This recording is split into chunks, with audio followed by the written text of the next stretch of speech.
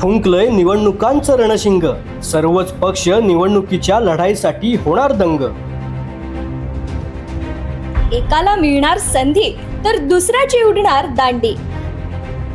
कोण करणार मतदारांच्या मनात घर आणि कोणाचं होणार पारडं जड. काय म्हणतंय लोकसभा आणि विधानसभेतील मतदारसंघात घडणारं राजकारण. जाणून घेण्यासाठी पहा न्यूज अनकटचं विश्लेषण.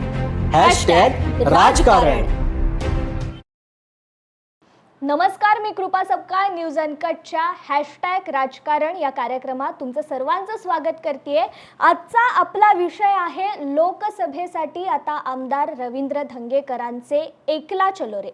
कसबा विधानसभा पोटनिवडणुकीत राज्यात भाजपच्या गोटात काय तर अगदी दिल्लीश्वरांना हु इज धंगेकर हा प्रश्न मीपणामध्ये स्वतःलाच विचारायला भाग पाडणारे आणि भाजपच्या कसबा या बालेकिल्ल्याला भगदाड पाडून तो हस्तगत करताना धिस इज धंगेकर हा दाखला देणारे आमदार रवींद्र धंगेकर यांनी आता शहर काँग्रेसच्या अंतर्गत राजकारणाला वैतागून लोकसभा निवडणुकीसाठी एकला चलोरेचा मार्ग अवलंबल्याची चर्चा राजकीय वर्तुळात रंगतीये.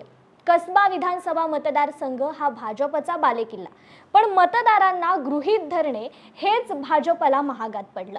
दिग्गज नेत्यांनी तळ ठोकला, सभा घेतल्या, मोदींच्या नावाचा जयघोष केला, तरीही हक्काचा मतदारसंघ भाजपच्या हातातून निसटला आणि व्यक्तिगत पातळीवर मी समाजासाठी, समाज माझ्यासाठी हे ब्रीदवाक्य घेऊन समाजकारण करणाऱ्या रवींद्र धंगेकर यांनी कसब्यातील मतदारसंघाच्या मनात घर केले. इतकेच नाही तर संपूर्ण पुणे शहरातील घराघरात धंगेकरांचे नाव आपसुकच पोहोचले. राज्यात सत्तेचा सातबारा ताब्यात असणाऱ्या सत्ताधाऱ्यांना मीपणा नडला आणि दिल्लीश्वरांपर्यंत कसब्यातील पराभवाचा धक्का पोहोचला. आता हा धक्का देणारे विद्यमान आमदार रवींद्र धंगेकर पुणे लोकसभा मतदारसंघातून निवडणुकीच्या आखाड्यात उतरण्यासाठी सज्ज आहेत. पण त्यांच्या नावालाच गटातटाच्या राजकारणात गटांगळ्या घालणाऱ्या पुणे शहर काँग्रेसमधून विरोध होतोय. मी म्हणजेच काँग्रेस या आविर्भावात वावरणाऱ्या स्थानिक नेत्यांनी धंगेकर हे मूळचे कुठे काँग्रेसचे असा आक्षेप घेत विरोधाचे राजकारण करतायत. भाजपला हरवून धंगेकर आमदार झाले हे काँग्रेसमधील काही स्थानिक नेत्यांच्या पचनी पडलं नाही. स्वतःच्या प्रभागात मतांची टक्केवारी घसरलेली असताना काँग्रेसच्या मंडळींना आता धंगेकर लोकसभेत भाजपला हरवून खासदार झाले तर याची धास्तीच आहे.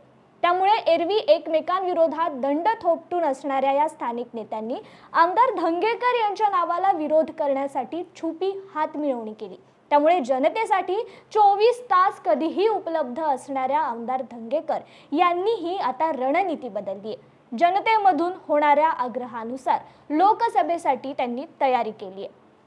आमदारकीच्या वर्षपूर्तीनिमित्त त्यांनी काढलेल्या दुचाकी रॅलीत ना काँग्रेसचे नेते दिसले ना पक्षचिन्ह.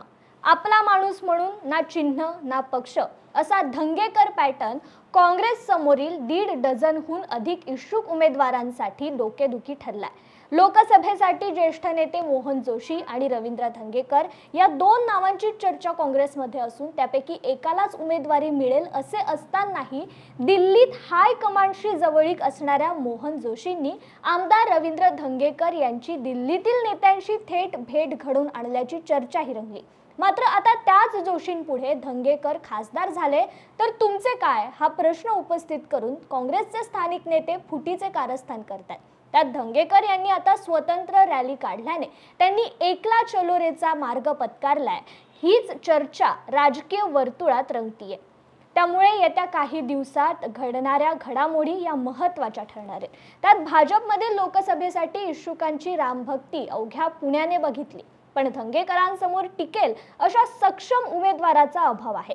त्यामुळे काँग्रेसकडून धंगेकर रिंगणात उतरल्यास पुणे लोकसभा मतदारसंघात कसबा पॅटर्नची पुनरावृत्ती होईल का, यासह पुणेकर मोदी परिवारात सामील होत आहेत की आपला माणूस निवडतील हाच खरा मुद्दा आहे. या विषयासह #राजकारणामध्ये इथेच थांबूयात. पुन्हा नवीन विषयासह येऊ. तोपर्यंत धन्यवाद.